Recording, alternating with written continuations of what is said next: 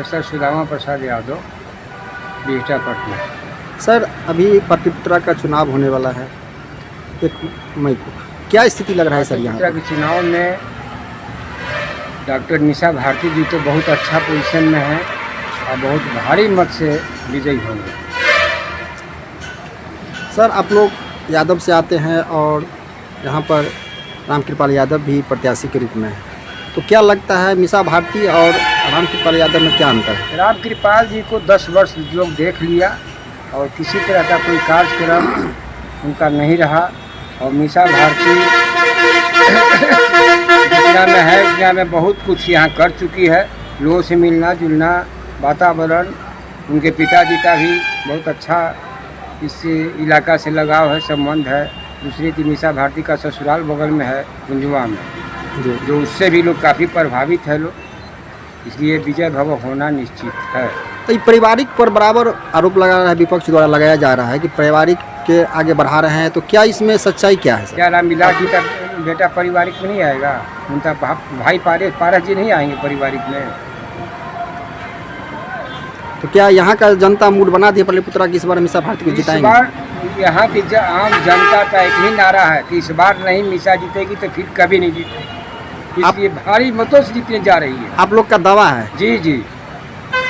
असल एक मामला और है कि कल मुख्यमंत्री जी जो इस तरह का भाषण देते हुए बोला गया कि मुख्यमंत्री फिर नरेंद्र मोदी बनेंगे, सर इस पर क्या प्रतिक्रिया आपका है? प्रतिक्रिया की माननीय मुख्यमंत्री महोदय का दिमाग जो है ना सही काम नहीं कर रहा है, इसलिए जो मन में आ रहा है नाप शनाप बोल दे रहे हैं। उसके बाद जो है कि नहीं, मुख्यमंत्री जी को तो विधिवत सच कहिए तो इस्तीफा देते छोड़ के भाग जाना चाहिए। ऐसा मुख्यमंत्री को जिसको ही सूझबूझ नहीं कि प्रधानमंत्री का पद है कि मुख्यमंत्री का पद है, इसलिए मुख्यमंत्री जी का भी ग्राफ बहुत नीचे चला गया। तो सर अंतिम एक और है कि कितने से यहाँ से निशा भारती लगभग निकलेंगे आप लोग अनुमान? एक तो बताइए सर, प्रोफेसर भी है और आप लोग जनता के पास में घूम रहे हैं, सर क्या स्थिति लग रहा है? लगभग 1.5 लाख से 2 लाख के बीच में चुनाव निकालेगी निश्चित। परिचय बता दीजिए। जी, ब्रजेश कुमार, और मैं एक शिक्षक हूँ और बिहटा में ही मेरा आवास है। सर, एक जो नरेंद्र मोदी द्वारा सभाएं किया जा रही है बिहार में, जी, तो उन्होंने बताया कि 4 तारीख के बाद जो हेलीकॉप्टर पर चढ़ने वाले वो जेल जाएंगे। क्या सर आपका क्या विचार है इस पर? देखिए, हमारे देश के आदरणीय प्रधानमंत्री जी नरेंद्र मोदी जी हैं और उनकी जो भाषा है, उनका जो एक्सप्रेशन है, वह पद के गरिमा के विपरीत है। एक उच्च पदस्थ शीर्षस्थ व्यक्ति इस तरह के स्तर पर आकर के किसी को संवैधानिक बात होनी चाहिए, और ये जिस स्तर की भाषा का प्रयोग कर रहे हैं कि हेलीकॉप्टर का चक्का रुकेगा और ये जेल के अंदर जाएंगे, तो ये किसी भी स्तर से उचित नहीं लगता है।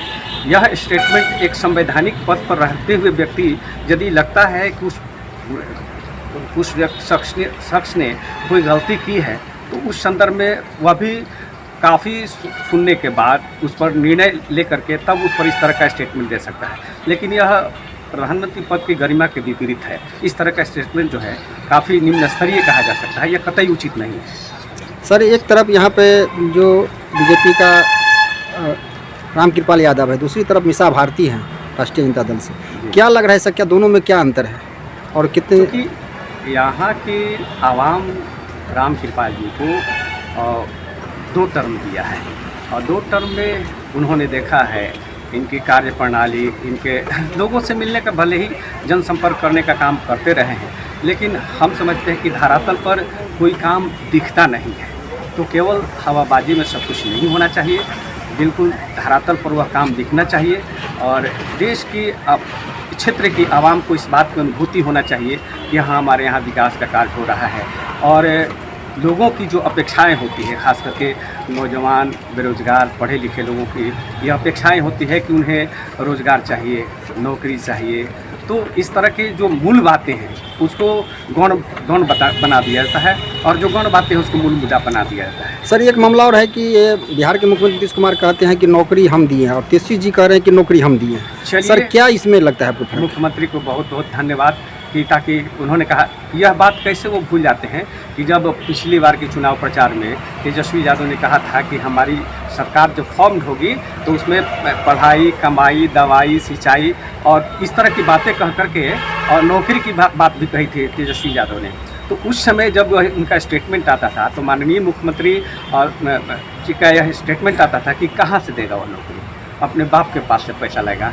तो सवाल है कि इतने दिनों तक रहे और उन्होंने इस संदर्भ में कोई कार्रवाई नहीं किया, कोई कहीं दिखा नहीं इस तरह की सोच वाली बात। और जब ही सत्ता परिवर्तन हुआ और सत्ता में राजद की सहभागिता हुई तो ये सब तेजस्वी और राजद की सहभागिता के सहयोग के वजह से ये नौकरियां मिली, बिहार के बेरोजगारों नौजवानों को नौकरियां मिली। तो जाहिर सी बात है कि यह तेजस्वी का सहयोग और उनके प्रभाव का ही परिणाम है कि इस तरह से बिहार के बेरोजगार नौजवानों को कम से कम 4 से 5 लाख जो नौकरियां मिली है, निश्चित रूपेण उसमें ये जो श्रेय जाता है और वो तेजस्वी प्रसाद यादव को जाता है। इस बार पूरे जनता मूड बना दिए हैं कि हम मीसा भारती को जिलाएंगे?